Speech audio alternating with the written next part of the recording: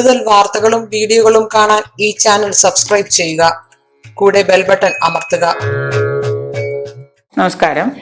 ചതയം നക്ഷത്രക്കാർ ഏതെല്ലാം കർമ്മങ്ങൾ അനുഷ്ഠിച്ചാൽ ജീവിതത്തിൽ അവർക്ക് ഉയർച്ചയിലേക്ക് എത്താൻ പറ്റുമെന്ന് നോക്കാം. ശനി, കേതു, സൂര്യൻ, അതായത് ആദിത്യൻ എന്നീ ദശകളിൽ ഇവർക്ക് ചില ദോഷങ്ങൾ ഉണ്ടാകുന്നു.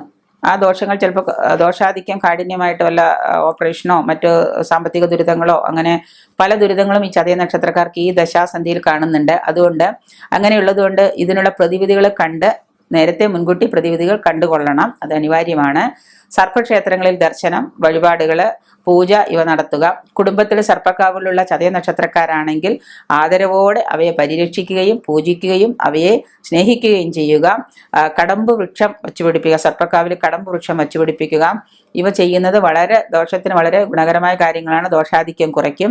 ചതയം, തിരുവാതിര, ചോതി എന്നീ നക്ഷത്ര ദിവസങ്ങളിൽ ഇവർ വ്രതാനുഷ്ഠാനത്തോടെ ക്ഷേത്ര ദർശനം നടത്തുക. ഈ ചതയ നക്ഷത്രക്കാര് നക്ഷത്രാധിപനെ പ്രീതിപ്പെടുത്തുന്ന കർമ്മങ്ങൾ ചെയ്യുന്നതിനോടൊപ്പം തന്നെ ശിവഭജനം വളരെ നിർബന്ധമാണ്. ശിവനെ ഓം നമ ശിവായ എന്ന പഞ്ചാക്ഷരി മന്ത്രം നിരന്തരം ജപിച്ചുകൊണ്ട് നടക്കുന്നത് ചതയ നക്ഷത്രക്കാർക്ക് വളരെ ഗുണപ്രദമാണ്.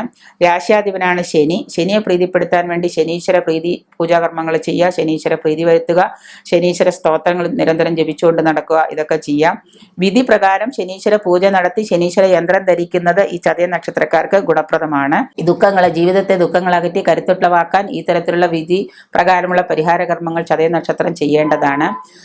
നിറമാണ് ഇവരുടെ ഇഷ്ടനിറമായ കറുപ്പ് വളരെ നല്ലതാണ്. കറുപ്പ് നിറം മാത്രമേ ചതയ നക്ഷത്രക്കാർക്ക് ഏറ്റവും ഗുണകരമായിട്ട് ഉള്ളൂ. ചതയ നക്ഷത്രക്കാര് ജീവിതത്തിൽ ഒരുപാട് ദുഃഖങ്ങളും വൈവാഹിക ജീവിതമൊക്കെ വളരെ ദുഃഖകരമായിട്ടൊക്കെ തോന്നാറുണ്ട് മിക്ക ആളുകൾക്കും.